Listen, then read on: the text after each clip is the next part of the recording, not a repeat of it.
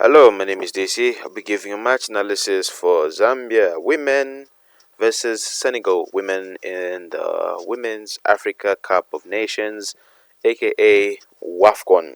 Alright, let's get into this. Alright, Zambian player here loses the ball, and now the problem is that they've committed a good number of their players forward, so they're going to be left a bit short of the back. Let's count 1, 2, 3, 4, 5, 6, 6 players, right? So yeah, there's gonna be people behind, but it's on the counter, so it's on the counter, and then it's going to lead to this whereby you're not really set, and then it's a bit of a staggered line, so you can't really play an offside trap. Boys played well enough, but now here the goalkeeper rushes because for her to cover the distance from here to reach the ball there, and the Senegalese players are running towards that also. At this point, I would rather just leave it into the hands of the defense because she takes herself out of the game here. Because not only is she not quick enough, she also ends up regretting a decision because she has now started tracking back. And then Senegalese player, one touch, one goal. Easy as that. The keeper should have just stayed and then waited for a defense to do something. And then the Zambian player there is the reason. The Zambian player that I had mentioned that loses the ball is the reason why this goal gets scored. But anyway, good on the Senegalese for being able to identify that, identify the space and attack it. All right. So before we start, this is a cross into the box, right? Before we start, do you see anything wrong? I'll let you guess. All right. So if you have noticed, this is I don't know. This is so funny to see because you'd expect to see two other defenders here. So my question is, where are the two other defenders? Because I'm assuming maybe one has gone up, maybe the other one could be here. I'm not sure what type of system Senegal are playing, but the fact that you have three Zambian players,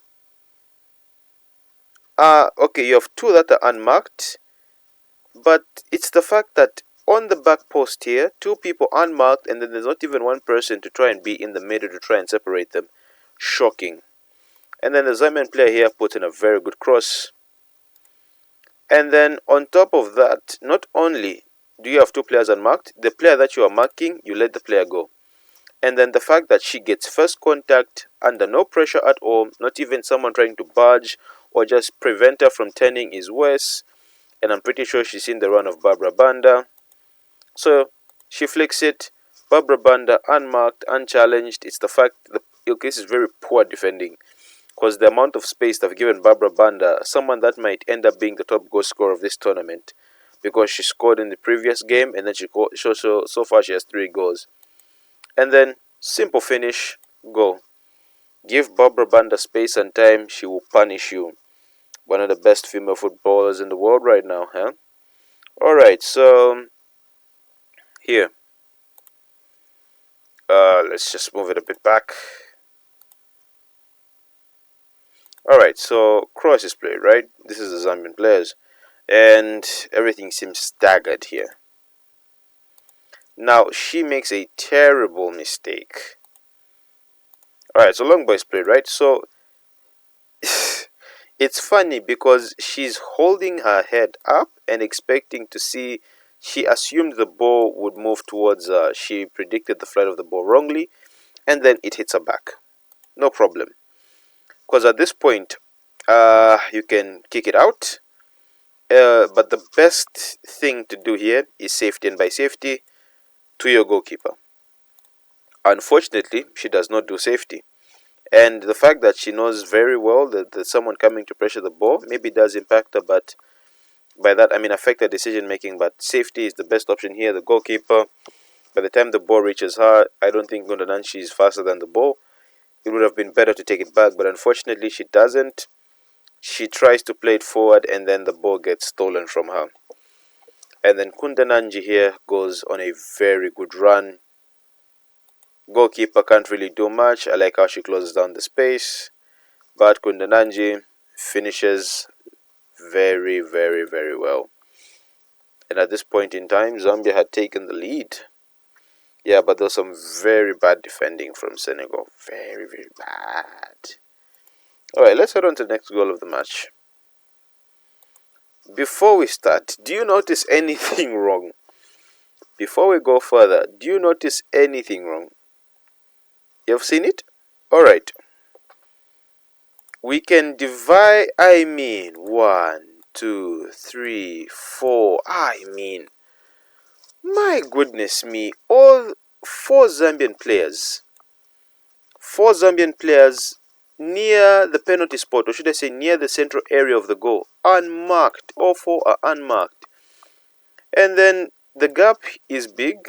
This gap is huge. I don't know why they've paid all their attention here when the bigger danger is here. Cause one long ball and it's over. Cause let's play it a bit forward. She takes it, and up to now they are still unmarked. Why is everyone's? Because look at how many people. Look, 1, 2, 3, 4, 5, 6, 7. Everyone's attention is here. Whilst, come on. Where have you seen this before? Where? Anyway, let's just let it play through, because at this point, I'm sure you've seen where this is going. Cross in the box. It will. It's one of those. It will eventually reach a Zambian player. There were 4 people unmarked. It's eventually going to reach someone. She takes a bit of a big touch, and yeah, she should be scoring at this first time. But and look at this. So,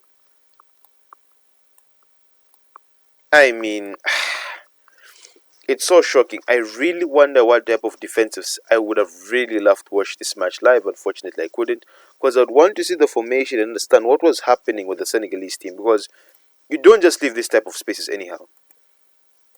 Yeah, the keeper makes a good save, but 3 women unmarked. Eventually, not even eventually, someone will score. Someone will score. And they did score. Barbara Banda once again. It really is just too easy. I don't know what type of defense that Senegal are playing, but they just left way too many open gaps. Unfortunately for the penalty, they do not show the foul that leads to the penalty, but we can just it's the penalty. We'll just see the penalty itself. 1-on-1 to the goalkeeper. She does take her time with it. Goalkeeper doesn't move. I think she waits up until the last moment, like here. Yeah, because she waits until the attacker hits it. She does not move. She doesn't try to, I know where you're going. She just waits. She dives the right way, but she doesn't save it. And I do feel she could have reached that. Really do think so. I think the next angle will give us, the next camera angle will give us a better perspective. The coach here, he's happy. I'm pausing it for the sake of copyright, because we are scared. We are very, very scared. The goalkeeper, I do feel the goalkeeper could have done slightly better, because her jumping, not to insult her, but no, sorry, not to critique her too harshly. Not to critique her too harshly, but I do feel she can jump much better than she's doing. You can tell she knows that she could have saved that. She knows she could have saved that from going in. Because if we look at this,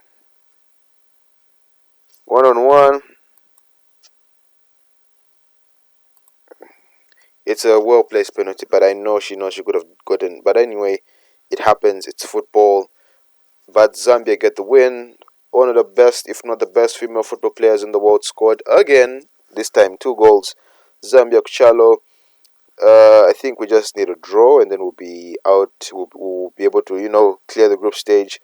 But at least here, better game management. We managed to hold the lead, and it will be interesting to see what happens next. Otherwise, that's been my match analysis. Don't forget to like, share, and subscribe. Zambia Kuchalo. And I'll see you in the next one.